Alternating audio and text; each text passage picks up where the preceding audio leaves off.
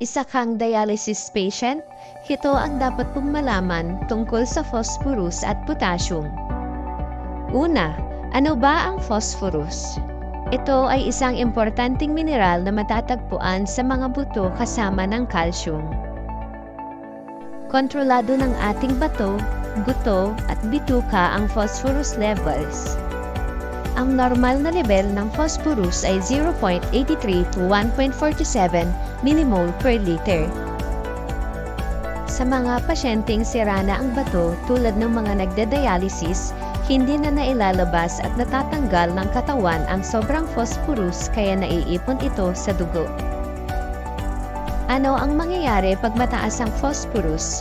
Ito ang ilan sa mga sintomas na iyong mararanasan.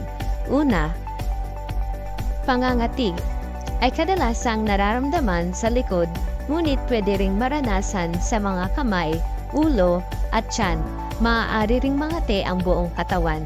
Ang pangangati ay mas malala tuwing gabi at kapag mainit ang panahon o kapag pinagpapawisan. Sunod naman ay ang pagrupok ng mga buto at maaari ring itong mamuo sa mga ugat at puso na pwedeng mauwi sa heart attack or stroke. Ito ang mga sanhi o kadahilanan kung bakit tumataas ang phosphorus. Ang pagkain ng matataas na phosphorus gaya ng egg yolk, gatas, cheese, beans and nuts, seeds, dried banana, whole grain cereals, chocolates, soft drinks, processed foods, at kape. Paraan naman para mapababa o mapanatiling normal ang phosphorus.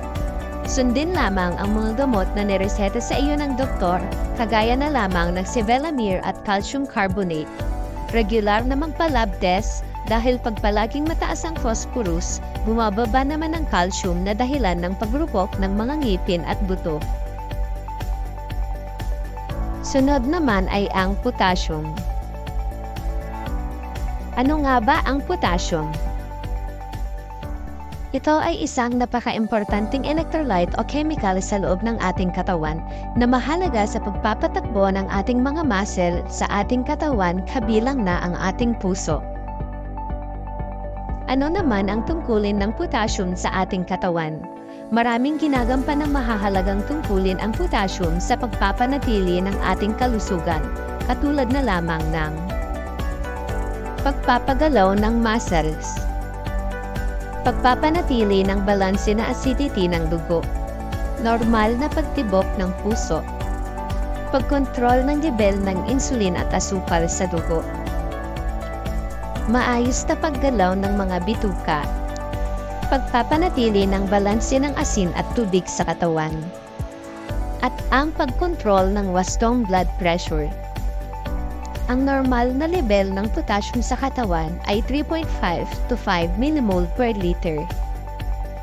Kapag tumaas sa 5 ang potassium sa katawan, ang tawag ay hyperkalemia. Pag bumaba naman sa 3.5 ang level, ang tawag ay hypokalemia.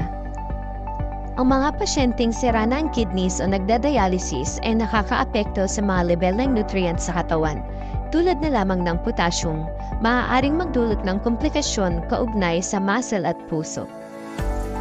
90% ng potassium na nakukuha natin sa mga pagkain ay inilalabas natin sa ihi. Ang ating mga kidneys ang siyang nagpapanatili ng sapat na level ng potassium sa ating katawan. Ang pagtanggal ng labis na potassium sa ihi ay maaaring kulang sa pasyenteng may CKD o sira sa bato, at maaaring umantong ito sa mataas na andas ng potassium sa dugo.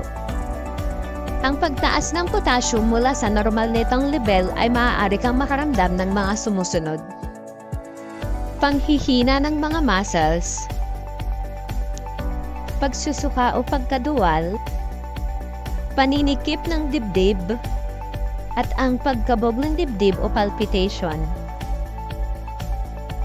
Tandaan, kapag hindi naagapan ang mataas na potassium sa dugo ay pwedeng maging abnormal ang tibok ng puso o tinatawag nating arrhythmia at mauwi sa pagtigil ng tibok ng puso at pwedeng ikamatay.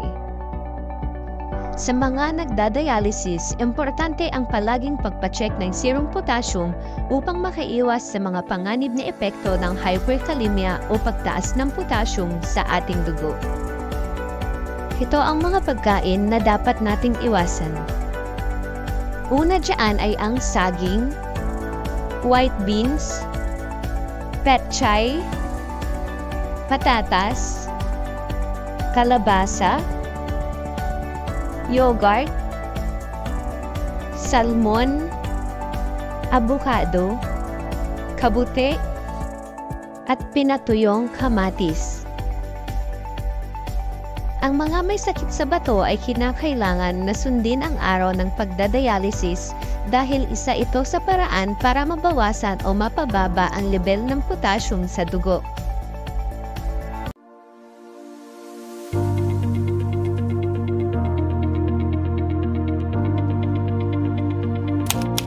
Ano nga ba ang anemia? Ang anemia ay ang pagbaba ng level ng hemoglobin o pula sa dugo. Ang kidney po natin ay gumagawa ng hormone na tinatawag na erythropoietin o EPO. Ang erythropoietin, kasama na rin ang iron, ay kinakailangan upang patuloy na gumawa ng red blood cells ang ating bone marrow. Ano nga ba ang normal na level ng hemoglobin? Ang normal para sa nagdadialysis ay higit sa 10 gram per deciliter at kailangan natin itong mapanatili. Ang hemoglobin ay parte ng ating red blood cell na nagdadala ng oxygen sa iba't ibang bahagi ng ating katawan. Kung ang hemoglobin ay mababa sa 10 gram per deciliter, maaaring makakaranas ng parating pagod o mabilis mapagod, pamumutla, madalas mahilo, nahihirapang huminga, paninikip ng dibdib, mabilis na pagtibok ng puso, problema sa pagtulog, panghihina. Ano-ano ang mga dahilan ng mababang hemoglobin? Hindi pagsunod sa iniresetang dalas ng EPO, kakulangan sa folic acid at iron, pagdurugo sa ibang bahagi ng ating katawan. Ano ang dapat nating gawin? Kumain ng pagkain na mataas sa iron tulad ng kangkong, talbos ng kamote, malunggay, karne ng baka, atay ng manok, tuna, at munggo. Sundin ang inirekomendang dalas ng pagtuturok ng EPO at IV iron. Pag-inom ng iron at folic acid supplements. Mangyaring tandaan, kapag sobrang baba ng ating hemoglobin, ay maaaring kailanganing magpasalin ng dugo, magpakabit ng oxygen habang nagdadialysis. Ipagbigay alam sa inyong nurse o doktor kung may ibang nararamdaman patungkol sa anemia. Regular na magpa-lab test. Para makaiwas sa anemia, sundin lang natin ang payo ng ating doktor. Maraming salamat! Gandang buhay! Sa araw nito, tutukuyin natin ang sodium restrictions. Alam niyo ba, sa mga pasyenteng may CKD, ang mga kidney ay di kayang tanggalin ang sobrang sodium nito. Ano ang pwedeng mangyari pag mataas ang konsumo ng sodium? 1. Labis na pagkauhaw. 2. Magmamanas. 3. Hingalin. 4. Pagtaas ng presyon. Tips kung paano bawasan ang sodium. 1. Bawasan ang paggamit ng asin.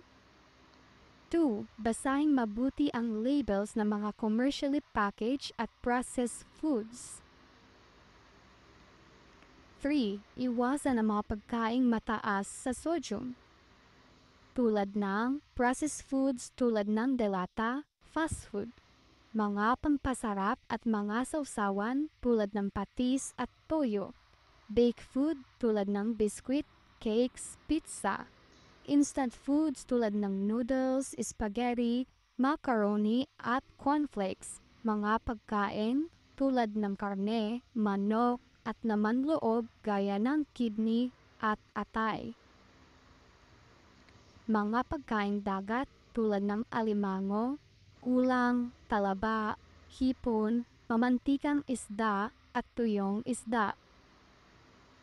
At ang pang-apat, umiwas kumain sa mga fast food o restaurant. Chronic kidney disease patients tips. Gaano karami ng tubig ang dapat inumin sa isang araw?